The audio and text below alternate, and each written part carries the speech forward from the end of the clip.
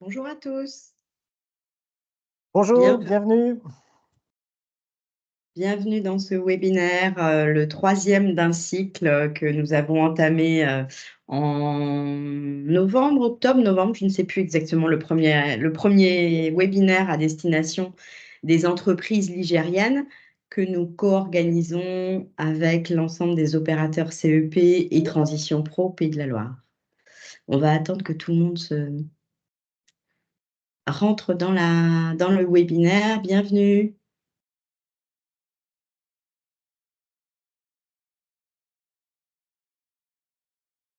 Alors, on va attendre juste une minute encore que tout le monde puisse se connecter.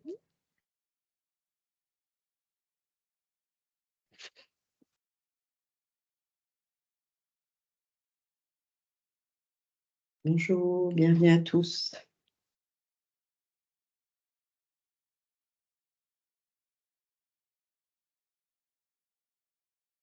Je pense qu'on va peut-être pouvoir démarrer, Démarrer. Laurent. Ouais, tout à Oui, fait. ça te va? Vas-y. Ouais, je t'en prie. Euh, eh bien, on se réunit aujourd'hui dans le cadre du dernier webinaire que nous avons co-organisé avec l'ensemble des opérateurs CEP, Cap Emploi, l'APEC, le groupement Évolution, pour pouvoir, je dirais, expliquer aux entreprises, notamment, c'est des webinaires à destination des entreprises ligériennes, comment le CEP peut s'articuler avec leur politique RH.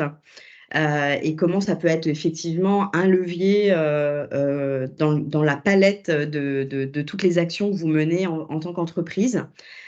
Donc, il y a eu différents webinaires, notamment sur les situations de santé au travail, sur la gestion prévisionnelle des emplois et des compétences, enfin la GEPP qu'on appelle aujourd'hui.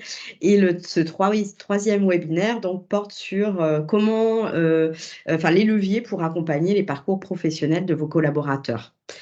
Donc, il sera visionnable en replay. On va l'intégrer dans notre chaîne YouTube.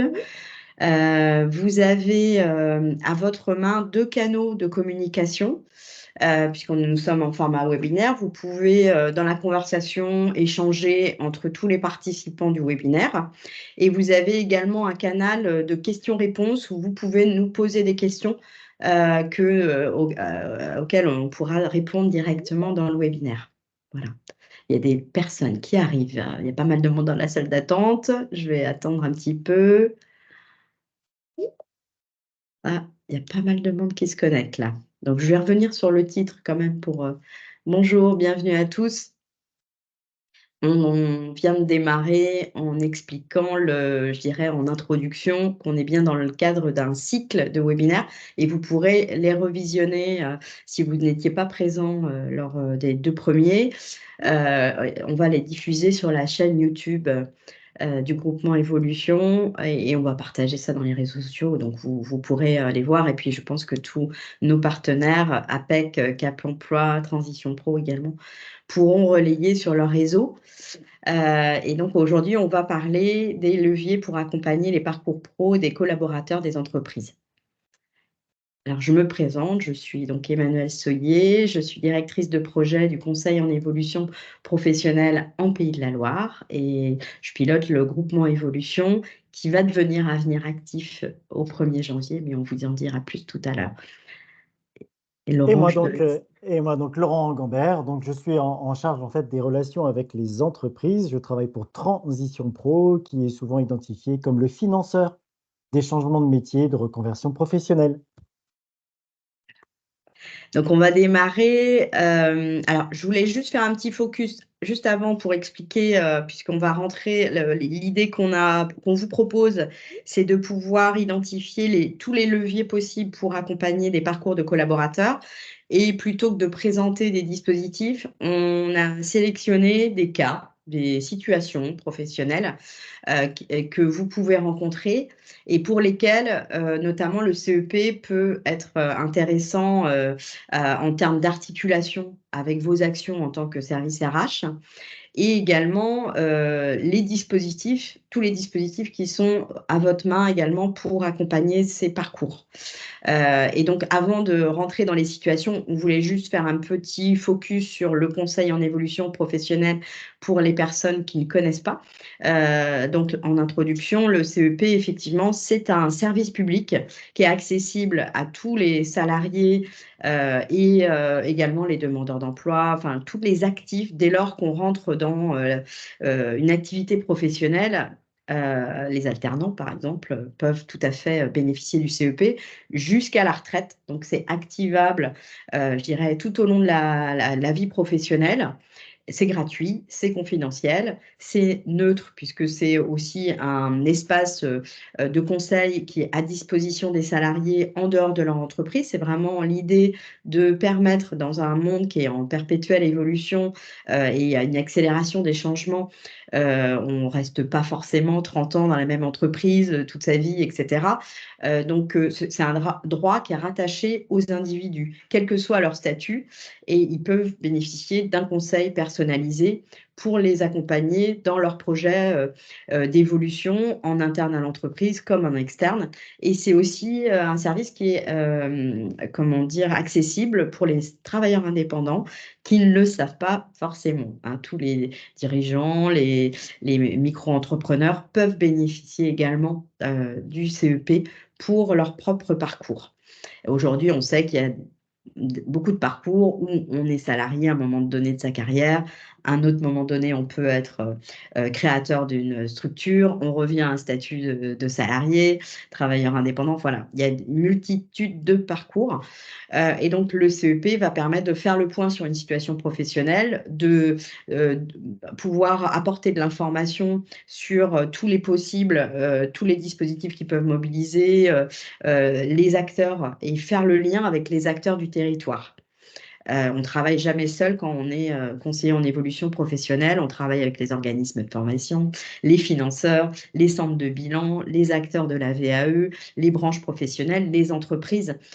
Et tout ça, c'est vraiment un service de premier niveau qui va permettre de faciliter le parcours des personnes en leur donnant l'information utile à un moment T. Et donc, on est bien sur un service personnalisé pour accompagner la stratégie d'évolution ou de formation d'un individu.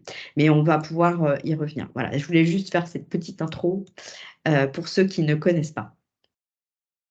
Alors, on va rentrer dans, comme vous le disiez, Emmanuel, des éléments concrets, des situations que le CEP rencontre, qui vont vous parler.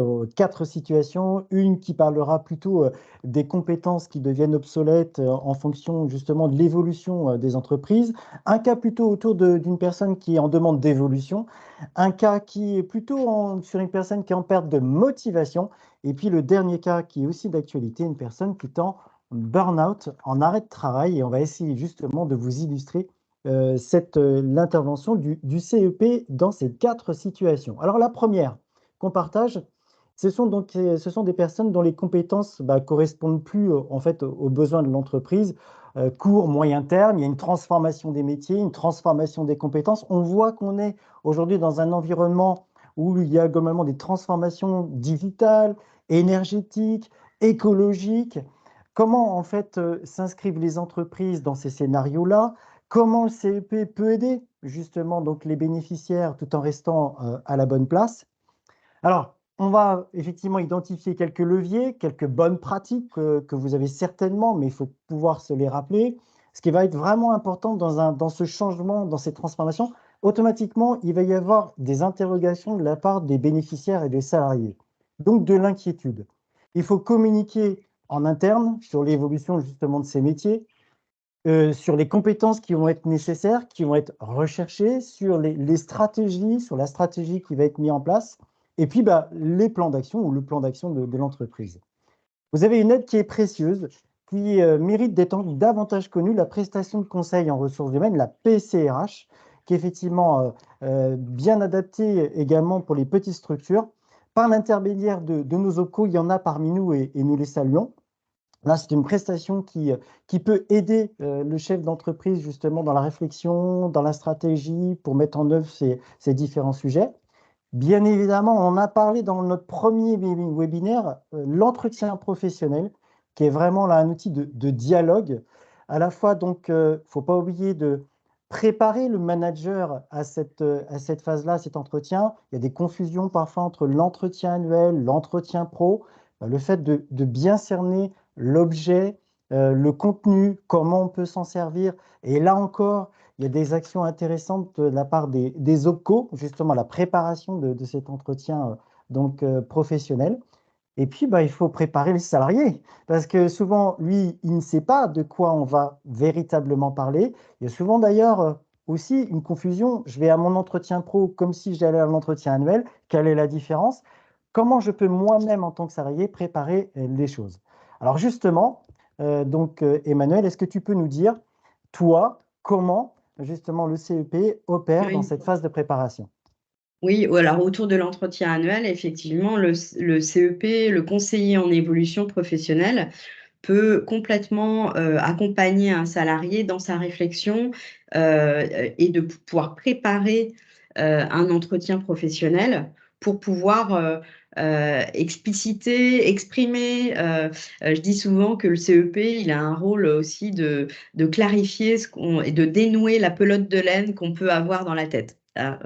On peut avoir de la complexité et effectivement de ne pas avoir des idées très claires sur ce qu'on veut en termes d'évolution professionnelle. Un salarié peut voir et puis être informé effectivement par son entreprise sur des transformations. On sait que le digital a particulièrement impacté les métiers ces dernières années. Avec le Covid, ça a accéléré les transformations au sein des entreprises. Et les salariés peuvent parfois être en difficulté sur certaines tâches ou certaines missions qu'ils peuvent avoir et voir également que dans les métiers de l'entreprise se transforment au fur et à mesure et dans lesquels ils peuvent se retrouver ou pas. Donc, le CEP peut vraiment permettre à un salarié d'avoir, je dirais, un regard extérieur et un conseiller qui l'aide à clarifier ses intérêts et puis ce qui va être levier en termes de motivation, les types de missions qu'il souhaiterait pouvoir développer, les compétences qu'il souhaiterait pouvoir développer et pourquoi pas effectivement identifier aussi des formations qui pourraient être intéressantes dans le cadre de cette évolution. Donc en vue de l'entretien professionnel pour déjà un peu maturer sa réflexion et pouvoir préparer l'entretien avec son manager pour expliciter un petit peu son point de vue et ses attentes et ses souhaits ou ses interrogations aussi. Et souvent, ça permet de préparer aussi un argumentaire, etc. Et puis en aval de l'entretien, puisque au cours de l'entretien pro, c'est vraiment le lieu de dialogue professionnel où l'entreprise va exprimer et expliciter aussi les projets d'évolution, les besoins demain, faire un feedback aussi sur les évolutions en termes de compétences du salarié et puis les besoins peut-être en formation que le manager aura pu lui identifier. Puis de l'autre côté, le salarié qui va effectivement expliciter lui ses envies. Et donc là, c'est là que le cœur du dialogue professionnel se fait au cours de l'entretien pro. Et donc, à l'issue de cet entretien, il y a des prises de décision qui peuvent être faites ou des explorations qui peuvent être identifiées en disant, bah, effectivement, on peut identifier tel projet de formation qui pourrait être intéressant. Et notamment dans le cadre d'une entreprise qui est confrontée à une transformation des métiers, des process. On parle d'automatisation, mais on parle de plein de métiers où, par exemple, on va demander à quelqu'un d'être de plus en plus dans une démarche plus commerciale, dans laquelle il n'est pas à l'aise, par exemple. Comment on peut identifier effectivement une formation qui pourrait l'accompagner dans cette montée en compétences. Et donc, à l'issue de cet entretien, le manager peut parler effectivement du CEP. De toute façon, c'est une obligation légale. Dans le cadre de l'entretien pro, l'entreprise doit parler du CPF, doit parler également du CEP, bien sûr, et présenter le CEP. Donc, l'idée, c'est de pouvoir présenter le CEP pour permettre à un salarié, en aval de cet entretien, de faire lui-même des recherches avec son conseiller, de formation, de financement, de valider un projet, d'analyser ses compétences, etc. Donc voilà, il y a vraiment une articulation qui se fait entre le manager, l'entretien pro avec le manager, et puis le CEP, soit en amont de l'entretien, soit en aval. Alors, qui dit transformation, qui dit effectivement évolution, il va y avoir besoin de mobiliser des dispositifs. Alors, on vous a proposé avec Emmanuel justement de rappeler un peu les dispositifs clés qui sont à la portée justement de ces transformations. Alors, 3 entrées, hein, à l'initiative de l'entreprise, à l'initiative du salarié ou tout simplement partager. Si on rentre un petit peu plus dans le détail, à l'initiative de l'employeur, de l'entreprise, bien évidemment, il va y avoir le plan de développement des compétences avec, effectivement, on fait appel à son OPCO pour pouvoir justement regarder de quelle manière ce plan de développement de compétences peut être financé. Il y a également donc la possibilité d'avoir une dotation volontaire, des droits supplémentaires. Tu peux nous expliquer un petit peu plus, Emmanuel, sur cette notion? Tout à fait, l'entreprise peut faire à la fois des dotations volontaires qui ne sont pas forcément rattachées à une entreprise, à une formation complètement ciblée au démarrage, ou des abondements. Donc là, vraiment identifiés à une formation où l'entreprise peut euh, cofinancer une formation et le salarié peut mettre une partie de son CPF, par exemple. Ça, c'est vraiment le fruit de la négociation et du dialogue entre l'entreprise, la stratégie de l'entreprise et la stratégie du salarié, qui peut effectivement combiner les deux. Donc ça peut être effectivement un levier possible. Et puis, il y a les transformations, dans un contexte de transformation des métiers de manière un peu plus massive dans une entreprise, si effectivement il y a des risques sur l'emploi, là, il y a transition collective. Mais là, je te laisse peut-être présenter ce Ouais, dispositif. exactement, transition collective qui perdure, puisqu'en fait, ça permet à des entreprises en fait, de bénéficier d'un soutien financier justement à la prise en charge de formation pour ce qu'on appelle des changements de métier, hein. Une entreprise qui est en mutation, qui se transforme, c'est pas forcément d'ailleurs une entreprise qui est en fragilité économique, hein, pas seulement, il y a des entreprises qui sont simplement en transformation. L'idée de transition collective, c'est de permettre en fait à ces salariés d'anticiper cette transformation, donc de changer de métier en étant bien accompagné, notamment par le CEP pour préparer le projet, et d'aller chercher des formations qui convergent vers des métiers porteurs. Donc on est là sur j'ai un métier qui est fragilisé, menacé, et je me prépare à anticiper et je me dirige vers un métier qui au contraire est porteur, au cas où, si jamais effectivement mon poste est confirmé en termes de menaces. La personne bénéficie d'une prise en charge de son salaire et d'une prise en charge des frais de formation. Transition collective devait s'arrêter en fait en 2023. Bonne nouvelle, pour l'instant, il perdure. Voilà, donc ça permettra aux entreprises qui seraient dans ce contexte-là de nous interroger notamment pour savoir comment les choses peuvent se mettre en place. Mm. La FEST On- également, oui, pardon, Oui, Emmanuel. oui, ce que j'allais dire, la FEST, effectivement, ça peut être, c'est une modalité de formation en situation de travail. Donc là, on est vraiment dans l'entreprise avec un accompagnement et puis je dirais une formation avec des temps de réflexivité où on va vraiment analyser ma pratique et par rapport à une situation de travail. Donc ça peut être vraiment intéressant pour être formé en interne sur de nouvelles missions ou de l'évolution de compétences. Et le tutorat, bien sûr, pour accompagner un salarié dans de nouvelles missions au sein de l'entreprise. Donc, on a mis, alors c'est vrai que dans ce tableau, il y a un mélange de financement, de modalités de formation et puis d'accompagnement. Le CEP, on est bien sur l'accompagnement à la définition du projet et à sa mise en œuvre. Et on va, au cours du CEP, pouvoir articuler et identifier quel est le bon dispositif, quelle est la bonne formation d'abord, quel est le bon dispositif pour le financer et argumenter auprès des financeurs la prise en charge financière de ce projet de formation, par exemple. On a mis également, même si c'est pas forcément mobilisé spécifiquement dans ce cas-là, mais il y a toujours le bilan de compétences. Donc, le CEP va pouvoir travailler sur un certain nombre d'éléments liés à la mise en œuvre d'un projet, mais on a parfois des personnes qui viennent nous voir qui n'ont pas du tout d'idée de projet et qui ont vraiment besoin de prendre le temps de définir, de mettre à plat leurs compétences, prendre le temps d'identifier un projet et de le construire et qui souhaitent mobiliser leur CPF pour finir leur bilan de compétences. Donc, effectivement, le CEP peut tout à fait orienter et le fait de manière très régulière vers le bilan de compétences pour ce type de cas. Voilà. La VAE, ça peut être aussi envisageable. Après, sur les transformations, tout à fait, ça peut être complètement envisageable dans le sens où on va d'abord valider les acquis de l'expérience pour pouvoir cibler, par exemple, une formation avec un niveau de qualification supérieur auquel on ne pourrait pas prétendre si on n'avait pas eu la VAE avant. Donc, tout ça, ça peut s'articuler.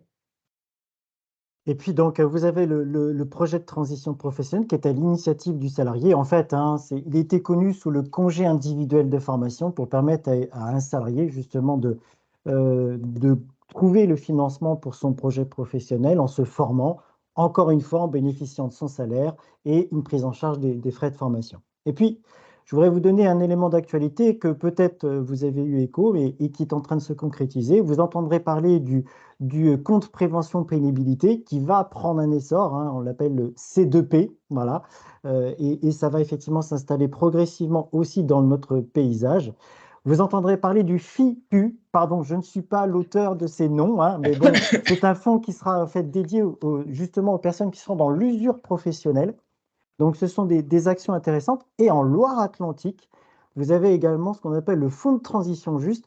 En fait, ces fonds-là, vous voyez, sont de plus en plus en train de s'installer pour justement accompagner les entreprises, les salariés dans les transformations. On ne rentre pas dans le détail, vous saurez effectivement nous solliciter, on a nos coordonnées, que ce soit auprès des CEP ou auprès de Transition Pro. Alors, c'est vrai qu'en synthèse, ce qui est important de comprendre, c'est qu'aujourd'hui, on a énormément de dispositifs, que ça bouge. Comme tu le dis, il y a de nouveaux dispositifs qui se mettent en place, que du coup, pour une TPE ou une entreprise, c'est quand même très compliqué de connaître et d'identifier tous ces leviers. Il a effectivement son conseiller OPCO qui va pouvoir le conseiller, mais du point de vue du salarié, pareil, pour lui, c'est pas forcément évident de se repérer dans l'ensemble du panel de dispositifs. Donc, à la fois l'OPCO pour l'entreprise et mon CEP pour le salarié, c'est les deux acteurs vraiment qui sont importants à identifier pour construire un projet et identifier quels vont être les dispositifs les plus pertinents au regard de la situation. Et voilà, c'est en gros le message qu'on veut donner. Et puis effectivement, Transition Pro pour les financements spécifiques sur lesquels vous êtes les acteurs incontournables, quoi. On a voulu illustrer avec un exemple de Julien, 54 ans, qui travaille dans l'automobile depuis un certain nombre d'années et qui doit développer de nouvelles compétences parce que le développement des moteurs électriques fait que l'industrie automobile est en pleine transformation aujourd'hui et pour passer des moteurs thermiques aux moteurs électriques. Donc, il y a certaines entreprises qui, bien sûr, ont toute une stratégie d'accompagnement de ces transformations, mais le CEP peut être complètement mobilisé par l'entreprise en parlant effectivement à la fois des actions qui vont être faites par l'entreprise pour accompagner ces transformations, mais aussi en embarquant les salariés pour qu'eux-mêmes puissent voir comment ils souhaitent s'inscrire dans cette évolution et construire un projet d'évolution au regard de cette évolution, et notamment travailler un peu sur les compétences, parce que ça ne va pas forcément être fait dans l'entreprise en tant que telle. Donc là, par exemple, ce monsieur, il est accompagné par la conseillère qui lui a permis d'identifier les compétences transférables au regard de cette nouvelle technologie et qu'il va pouvoir mobiliser, et puis les compétences, bien sûr, qui lui manquent et qui va devoir développer dans le cadre de des moteurs électriques. Et donc, d'identifier au regard de son poste quelles sont les bonnes formations, la bonne formation pour développer certaines compétences et identifier effectivement les sources de financement possibles et de revenir vers son entreprise, vers son manager ou son service RH selon la structuration de l'entreprise pour finaliser ensemble le plan d'action. Donc vraiment, le CEP, ça peut être un levier pour que le salarié aussi se mette en mouvement dans cette transformation. Là, on a un exemple lié à l'automobile, mais c'est pour illustrer tout ce qui peut se faire pour toutes les transformations au sein de l'entreprise. Et du coup, je dirais à la fois, ça a le double effet de mettre le salarié en dynamique et de s'appuyer sur un conseiller qui connaît parfaitement tous les dispositifs mobilisables, etc., et d'accompagner le salarié dans cette transformation. Voilà, pour illustrer ce cas. Et ça peut bien répondre aux inquiétudes qu'on évoquait tout à l'heure dès lors qu'il y a des transformations dans l'entreprise. Voilà comment le CEP peut intervenir tout en restant à sa bonne place, puisqu'il est à l'extérieur de l'entreprise. Voilà, donc, mais ça permet cet échange qualitatif et de bien préparer ces éléments d'échange avec ses managers. On va aborder la deuxième situation, si vous voulez bien. Alors là, on est dans le cas d'une entreprise qui donc a identifié des salariés qui peuvent évoluer, voilà, sur des postes de management, justement. Par contre, il y a des incertitudes de la part de ces salariés. Ils ne sont pas forcément sûrs de leur capacité. Et l'idée, c'est de se dire, justement, qu'est-ce qui se passe? Comment l'entreprise peut agir justement dans ce type de situation? Comme vous le voyez, l'idée déjà, c'est d'avoir des fiches de poste qui soient les plus claires possibles et des référentiels de compétences, justement, qui illustrent bien le job du manager.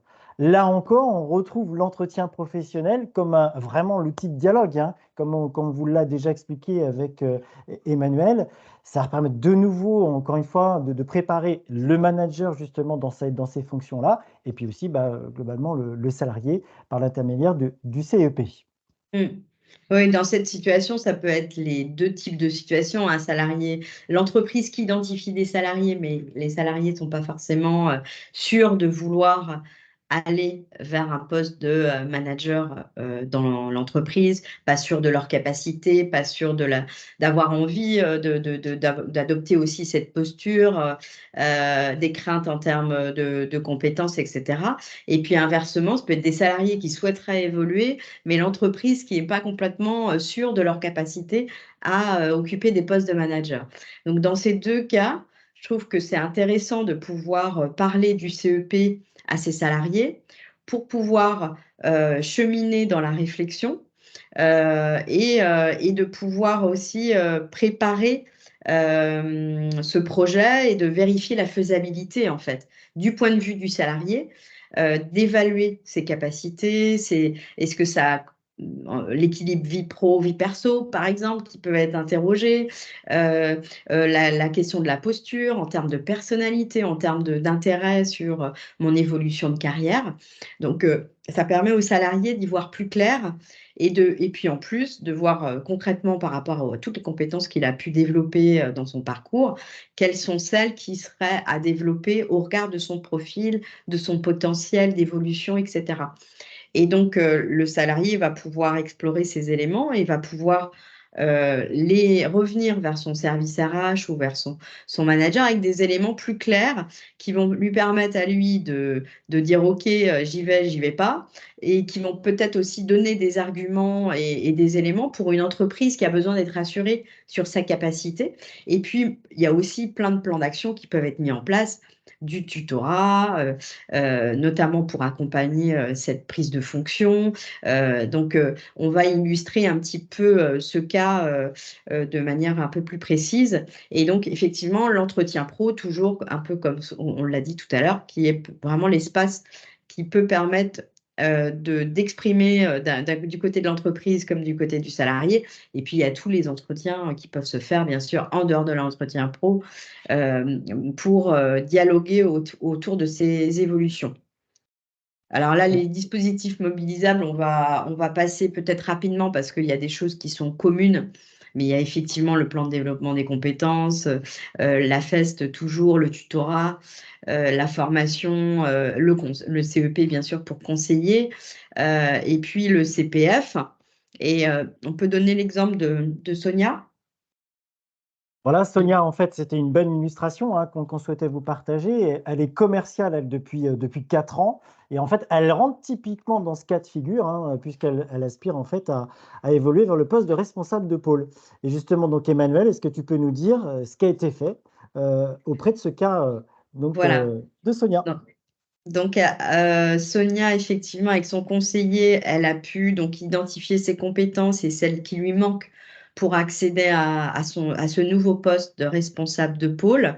Elle a réalisé des interviews auprès de managers de l'entreprise et a passé une journée d'immersion avec un manager. Alors, ce qu'il faut savoir, c'est que lorsqu'on accompagne des personnes, on est très dans une logique de vivre des expériences, parce que c'est bien de regarder des référentiels de compétences, c'est bien de faire une analyse de ses compétences, mais ce qui est important, c'est d'être vraiment dans le vécu. Et donc, on incite vraiment les personnes qu'on accompagne à rencontrer des professionnels, à faire des immersions sur des postes de travail, à passer une journée, 2 journées, 3 journées sur des postes. Donc là, c'est de l'évolution interne. Donc forcément, ça se fait en interne. Mais il y a certaines personnes qu'on accompagne qui peuvent faire 2 immersions, une dans l'entreprise et puis une ailleurs.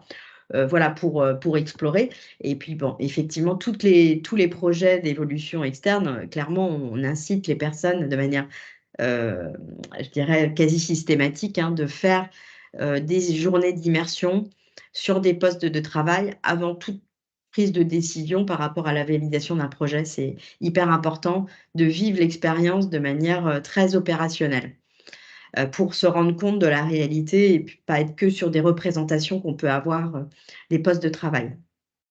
Donc, elle a pu travailler sur la faisabilité de son projet en valorisant son expérience et son potentiel avec un certain nombre d'éléments qu'elle a travaillé. Alors, juste préciser que dans le cadre du CEP, effectivement, il y a les entretiens individuels, mais la personne peut aussi accéder à des ressources, à faire des activités pour pouvoir bien identifier ses compétences, son potentiel. Il y a quelques tests qu'elle peut faire, pas aussi approfondis que dans un bilan de compétences, mais elle peut quand même analyser ces éléments et puis faire le point avec son conseiller ensuite à partir de toutes les ressources auxquelles elle peut accéder sur un espace digital à destination des bénéficiaires, enfin, des salariés. Et puis, donc, elle a identifié plusieurs offres de formation, elle a comparé les offres et pour choisir la mieux adaptée. Donc l'idée ensuite, c'est qu'elle a présenté tout le fruit de ses recherches et de sa réflexion avec son employeur.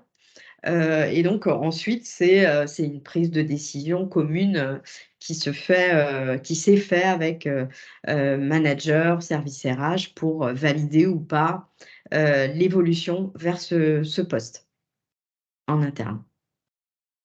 Voilà une des illustrations. Alors, juste pour revenir à un commentaire pour compléter ce que vous dit Emmanuel, hein, sur l'immersion, nous, en tant que financeurs, par exemple, des changements de métier, c'est un des outils qui est vraiment précieux, fruit du travail entre justement le bénéficiaire et son opérateur CEP, parce que ça permet de démontrer que la personne a mis un pied déjà dans le futur travail.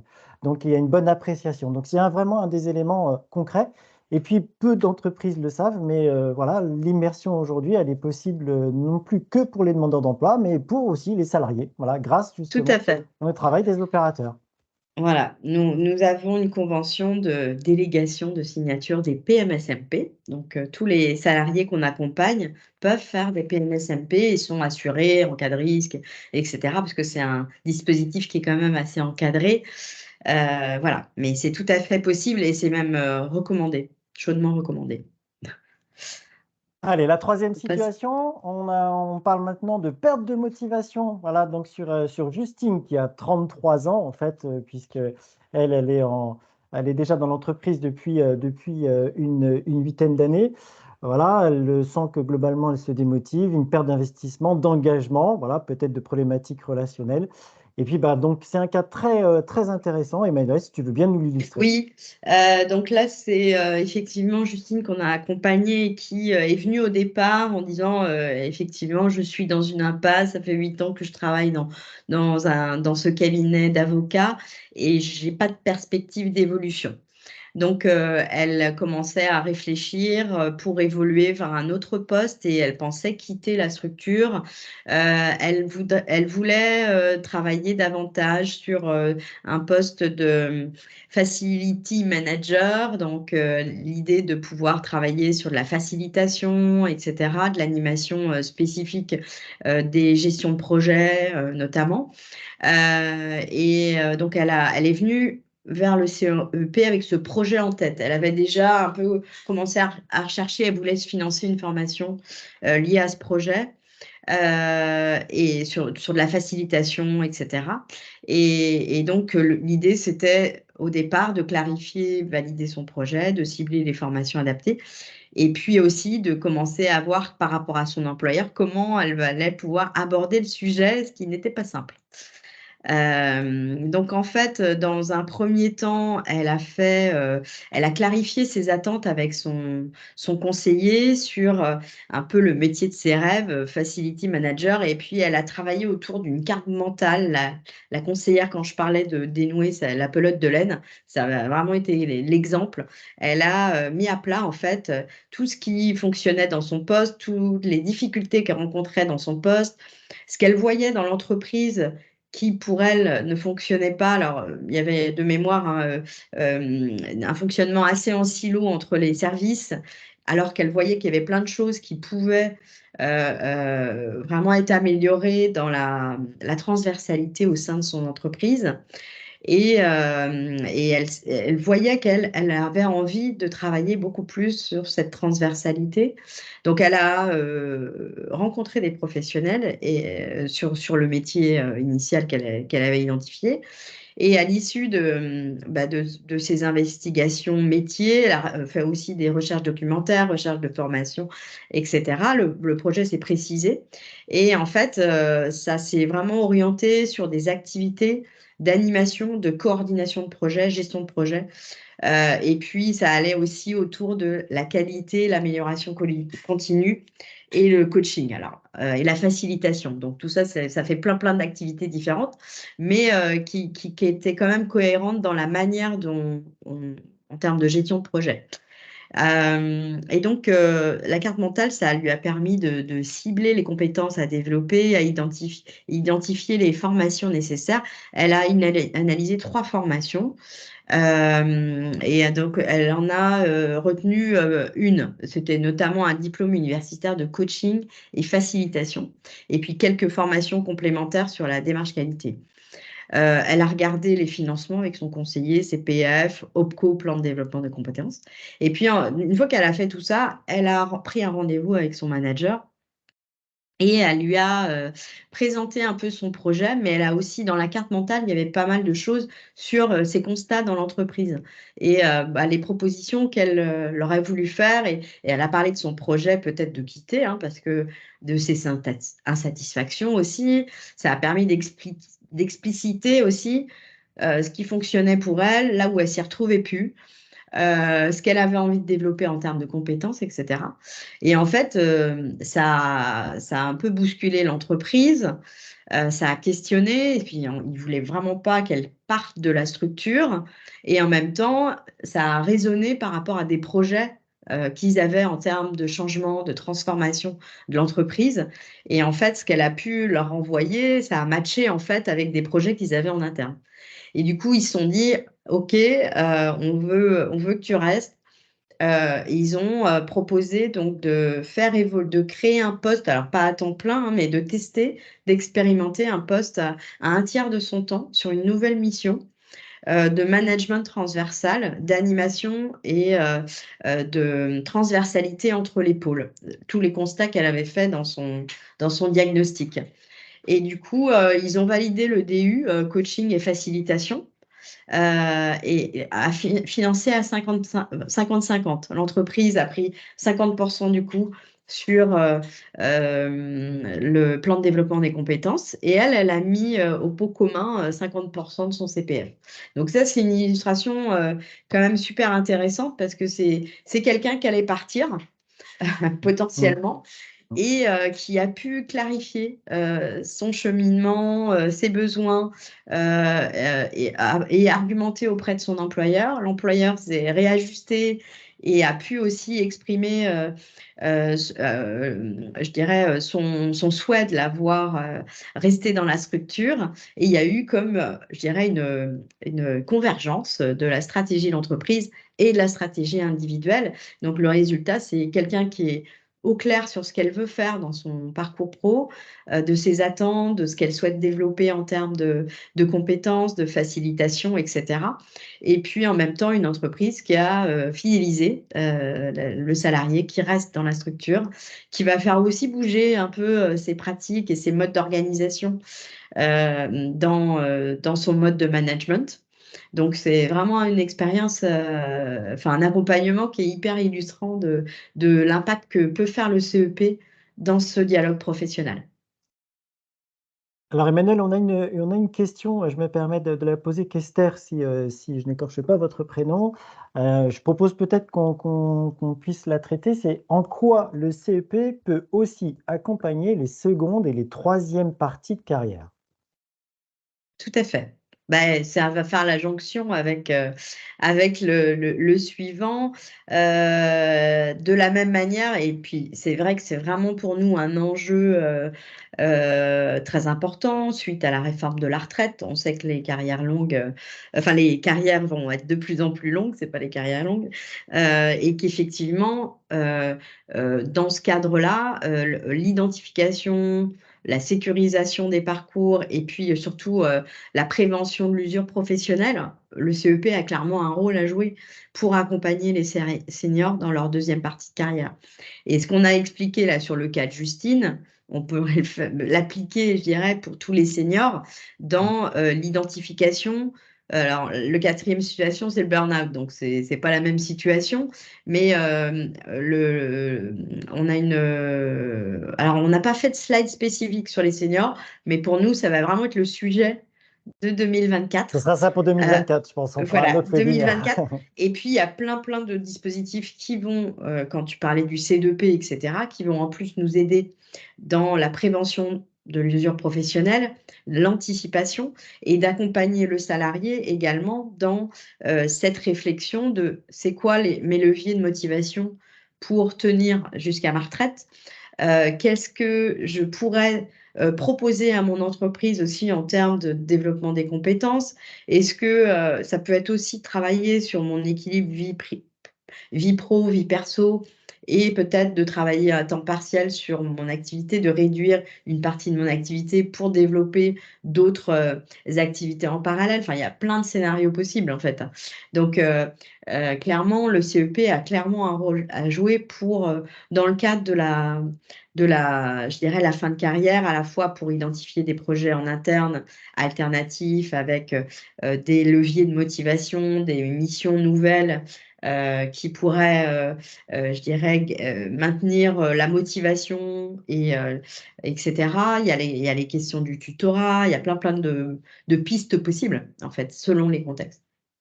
Donc oui, clairement, le CEP a vraiment un rôle à jouer là-dedans. Là, on a dans une quatrième situation, c'est un peu différent.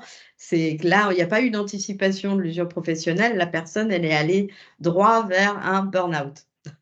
Mais effectivement, le mieux, c'est qu'on agisse avant que cette situation arrive. Et donc, Fabrice, je te Et laisse peut-être effectivement, donc il a oui, présenter cette... 41 ans, donc voilà, chargé d'affaires, comme vous le voyez, projet dans le secteur du bâtiment. Il a quand même pas mal d'ancienneté dans son entreprise. Comme ça, on vous l'indique, hein, Fabrice, c'est quelqu'un qui justement est encore en arrêt de maladie suite à un burn-out. Il a fait un bilan de compétences et puis bah, il s'intéresse en fait justement après le temps du soin, il y a le temps de l'orientation et donc il s'intéresse au métier du digital et il veut savoir comment il peut effectivement se diriger vers ce secteur-là. Donc comment Mm. le CEP a-t-il procédé? Donc, Mm. Emmanuel. Alors oui, je vais peut-être faire un petit focus sur l'articulation bilan de compétences CEP parce qu'on a souvent Mhm. cette question-là. Je dirais que l'articulation, elle se fait dans les deux sens. Il y a des gens qui ont fait un bilan de compétences il y a un an, par exemple, mais le projet n'était pas encore mature, etc. Ils ont cheminé, ils ont réfléchi, donc un peu comme ce monsieur-là qui s'est dit, je vais aller vers les métiers du digital, mais à l'issue de son bilan, ce n'était pas assez opérationnel, concret. Et du coup, il est venu voir quand même le CEP parce qu'il lui fallait du temps. Et souvent, dans ce type de situation, comme tu dis, il y a le temps du soin et le temps de la réflexion. Parfois, un bilan, ça arrive trop tôt à ce moment-là parce que il y a pas mal de problématiques de santé, c'est pas stable, etc. Donc, il faut attendre. Et en même temps, on a besoin, pour plein de raisons économiques notamment, d'avancer, mais aussi psychologiques, etc. Et donc, toujours est-il que effectivement, on peut tout à fait solliciter un CEP après avoir fait un bilan pour aller plus dans le concret du plan d'action. Ça, c'est une première hypothèse. Il y a aussi, nous, en tant qu'opérateur CEP, on peut effectivement orienter quelqu'un, comme je disais tout à l'heure, vers un bilan de compétences pour bien identifier, pour prendre plus de temps parce que la personne elle a besoin de prendre du temps. Un bilan de compétences, c'est 24 heures d'accompagnement. Un CEP, c'est à peu près 8 heures, 8-10 heures d'accompagnement. Donc voilà, on n'a pas le même niveau et puis tout le monde n'a pas besoin d'un bilan. Tout le monde n'a pas envie non plus de passer 24 heures sur un projet de manière, je dirais, aussi approfondie. Donc voilà, l'idée du CEP, c'est d'offrir un service de premier niveau qui va répondre aussi au plus grand nombre. Et là, ça s'articule avec le bilan de compétences qui est vraiment pertinent pour des personnes qui ont besoin de creuser davantage par rapport à leur projet. Donc là, il y a cette articulation-là. Puis post-bilan également, il y a des centres de bilan qui orientent vers le CEP justement pour faire une PMSMP, pour faire une immersion sur un poste de travail et pouvoir faire le bilan. Donc tout ça, ça s'articule très bien pour pouvoir monter un dossier PTP démissionnaire parce que les personnes qui, par exemple, démissionnent passent forcément par un CEP. Donc il y a des articulations qui se font dans ce sens-là. Et donc, la personne avait déjà un peu maturé son projet en bilan. Mais donc, l'objectif du CEP, c'était vraiment d'identifier la formation de manière précise par rapport à ses besoins, lui permettant d'acquérir les compétences manquantes et de trouver les financements. Voilà, le projet, il était quand même assez clair via le bilan et nous, derrière, on a repris sur ces objectifs-là. Et le troisième objectif, c'était le dialogue avec l'entreprise également pour présenter son projet et puis sa demande d'absence, puisque là, c'est une personne qui va quitter la structure, par contre. Et on est plus dans le cadre, là on était clairement dans le cadre d'un projet de transition professionnelle.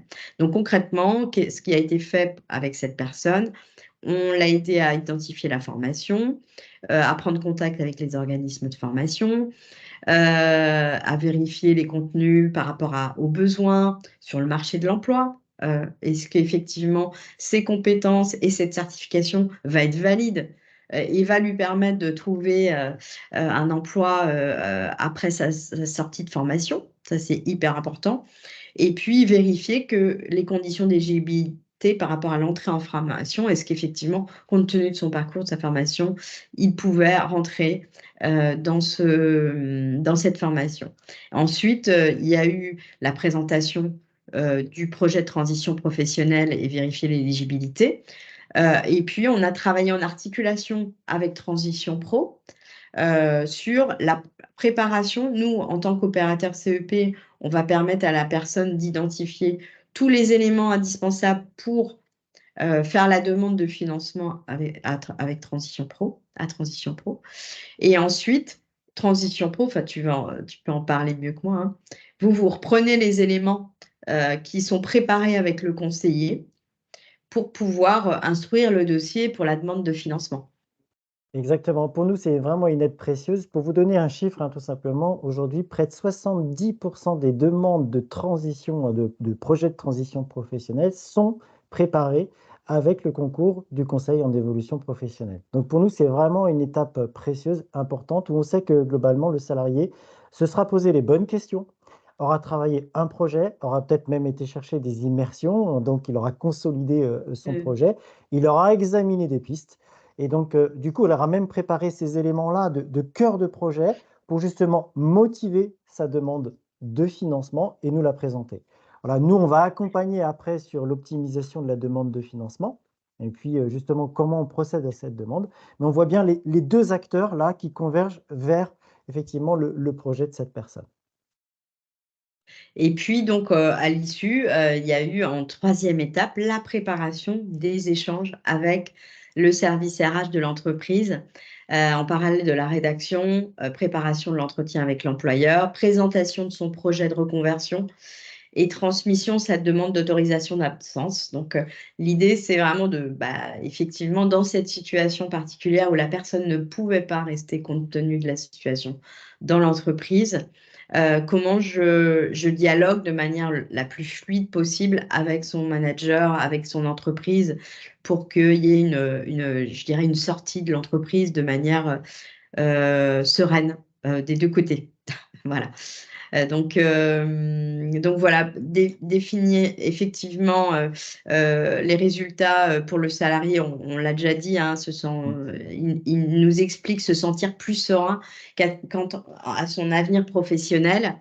Et donc, il était en attente d'entrer en formation qualifiante graphiste motion designer, un titre RNCP de niveau 3, où aujourd'hui on a de plus en plus de besoins via les vidéos, etc. Donc, c'est un parcours intéressant de reconversion. Et puis, du côté de l'employeur, voilà, ça a permis aussi de sécuriser le parcours professionnel du salarié, puisque quand il est dans un PTP, il y a le maintien de son salaire, hein, pendant le moment où il est en formation. Et du coup, la personne quitte la structure, mais pas sans rien, hein. Donc ça, c'est important. Et en plus, le projet de formation, il n'y a pas de coût direct pour l'entreprise, hein. Tu confirmes, Laurent? Voilà, je confirme. Ouais. Dans Je le fais cadre du juste PTP. attention au timing. Ah Du oui. coup, donc voilà, en résumé, vous l'avez bien compris en fait, hein, on peut solliciter le CEP pour y voir plus clair, pour préparer, pour sécuriser un projet. On voit le lien qu'il y a clairement pour le bénéficiaire, mais aussi pour son entreprise, hein. Donc ça permet vraiment d'éviter aussi de prendre parfois des décisions qui sont hâtives ou en tout cas mal sécurisées. Voilà. Alors, c'est quoi l'objectif du CEP? Est-ce que tu peux nous dire d'une Je vais, manière synthétique justement les champs voilà. d'intervention du CEP? Voilà. Effectivement, on a pris du temps pour présenter les cas, donc je pense que ça explique quand même assez bien. Je vais passer vite sur la présentation du service parce je pense que, mais juste préciser que le CEP, c'est un champ des possibles qui est très large, hein. On peut accompagner des projets de reconversion comme à l'extérieur de l'entreprise, comme d'évolution à l'intérieur, comme de création d'entreprise aussi. On peut accompagner des personnes qui veulent se mettre à leur compte, etc.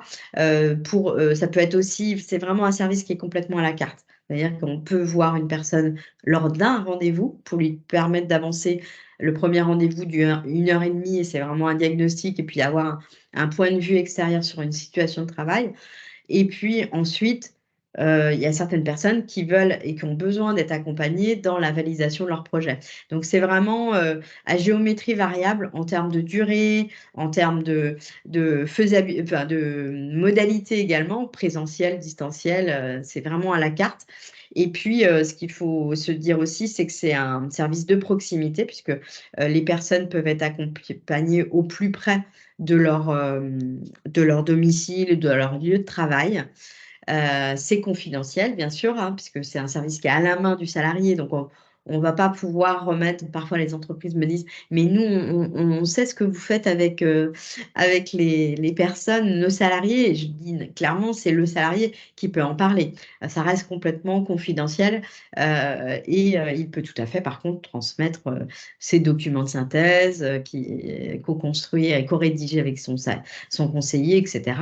Mais ça lui appartient. Voilà. Et donc, Déjà, je ne vais pas revenir sur les éléments clés de ce qu'on peut faire concrètement, mais vous les voyez ici, puis on a déjà, je pense, pas mal explicité toutes les actions du CEP, mais l'idée, c'est vraiment avoir de l'information utile, pertinente, et dans un contexte où on sait qu'il y a beaucoup de dispositifs différents, identifier qu'est-ce qui est pertinent pour la personne et l'accompagner dans la mise en œuvre, tout en restant dans tous les projets d'évolution interne. Le salarié, bien sûr, reste en lien avec son entreprise et c'est un dialogue qui se fait de manière, on a fait un petit schéma là-dessus, entre le salarié qui échange avec son manager ou le service RH, et puis l'articulation entre le salarié et le CEP en amont et je dirais dans la mise en œuvre, et tout ça dialogue en fait, hein, et c'est le salarié qui fait le lien.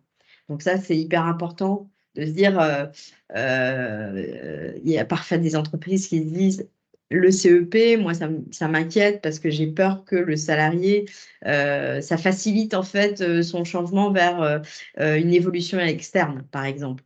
Alors que pas du tout. Il y a quand le cas de Justine, par exemple, prouve bien que ça permet aux salariés de cheminer de manière, je dirais, éclairée. Se C'est-à-dire poser les qu'on bonnes on questions. a des Ouais. personnes, effectivement, qui viennent nous voir et qui nous disent, moi, ça ne va pas du tout sur mon poste, je veux partir, etc. Et qui, au cours de leur accompagnement, se rendent compte, parce qu'elles vont voir à l'extérieur, et c'est très bien, et qu'elles voient de manière réelle les conditions de travail, les salaires, etc. Et se disent, ah bah, tout compte fait, l'herbe est peut-être pas plus verte ailleurs. Et voilà, comment je peux faire bouger juste deux, trois choses dans mon poste ou renouer le dialogue avec mon employeur, mon manager, pour sortir un peu de cette situation dans laquelle je ne me retrouve pas. Et ça, c'est hyper important, ce dialogue qui peut se faire entre le conseiller et le salarié sur sa réflexion, et puis ensuite qui va revenir vers son entreprise avec des idées plus claires. Et alors, Voilà. donc justement, je fais attention aussi au timing. Donc, pour savoir globalement le CEP, à qui on s'adresse, Oui. comment est-ce qu'on procède justement pour pouvoir euh, entrer dans l'action? Voilà. Juste préciser que les opérateurs CEP sont différents selon le type de public. Donc, il y a l'APEC qui s'occupe des cadres, Pôle emploi qui s'occupe des demandeurs d'emploi. Alors, le groupement Évolution qui va changer de nom au 2 janvier, qui va devenir Avenir Actif sur l'ensemble de la France. Donc, ce seront tous les opérateurs qui s'occupent des salariés du privé et des travailleurs indépendants. Avenir Actif, mais on va recommuniquer sur notre site, bien sûr. Cap Emploi qui s'occupe de toutes les personnes dont la problématique de santé est le frein principal à leur situation professionnelle. Donc, assure le CEP pour ces publics-là.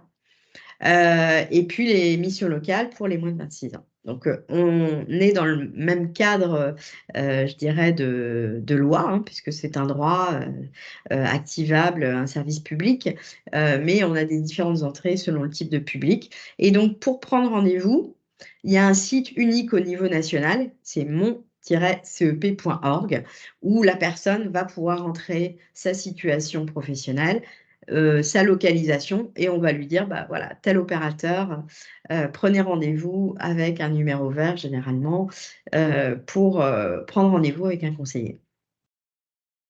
Alors, pour terminer, je balaye un petit peu les questions, même si tu as pu y répondre, hein, donc, Emmanuel, en fait. J'ai une question d'Yvon. Pour les cas présentés, combien de rendez-vous en moyenne? Les 4 cas, est-ce que tu peux nous situer? Tu as parlé de 8 heures tout à Euh, l'heure, maximum.